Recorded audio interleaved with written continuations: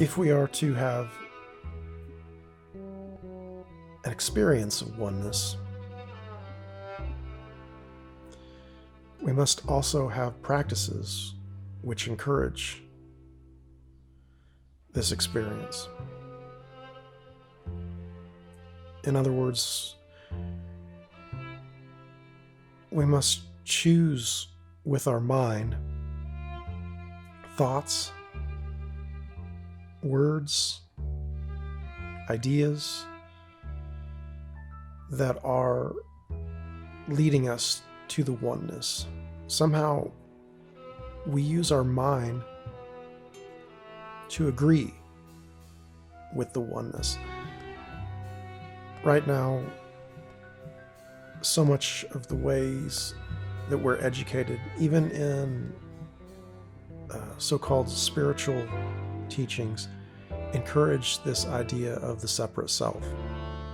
And that's why when we give ourselves to a spiritual practice, we need to understand what we're being shown.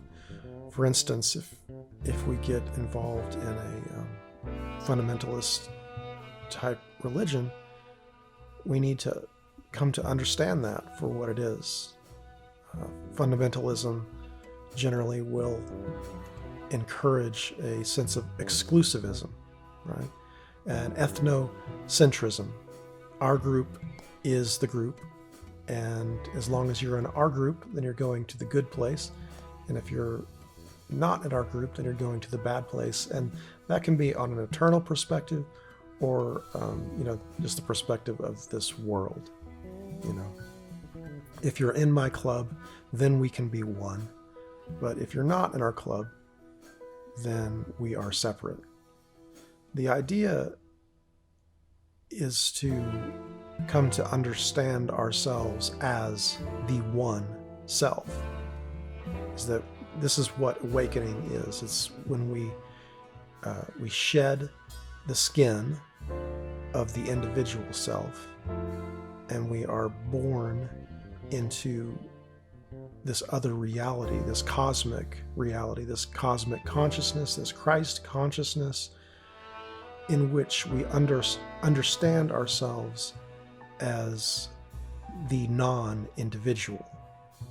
Yes, we exhaust the storyline of the individual because it is exhausting. The ego is exhausting. The false self is exhausting, and we can see the false self is exhausting our planet. We can see the false self is exhausting. We are exhausting one another, right?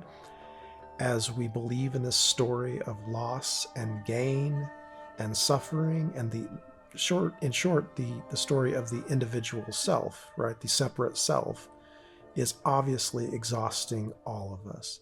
And at some point we come to this narrative collapse, right? Where we understand how exhausting the story of the individual is. And there are many different ways to describe how this happens. I'm not sure that any one way is better than another, but at some point, the individual self becomes so exhausted that it becomes willing to dissolve into the one. For myself, recently, I came to study. There's a course called A Course in Miracles, and it is a 365-day course with also a workbook and a manual for teachers, which encourages this sense of oneness. Right?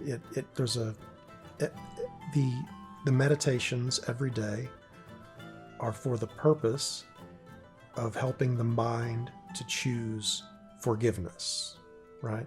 And what is forgiveness except for accepting all of the other individual manifestations of consciousness as oneself, and we stop pointing fingers, we stop accusing, right?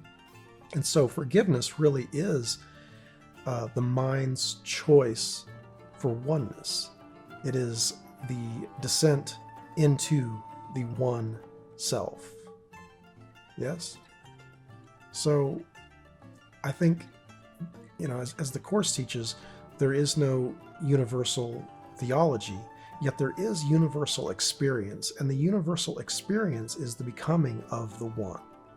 So whatever practice it is that we choose, I think it's important for us to understand that the purpose of all the practices is to bring us into the one consciousness. The one consciousness is where we find ourselves in acceptance and in love with all the other seeming manifestations of individual consciousness. Yes? So our practice brings us into the experience of the one.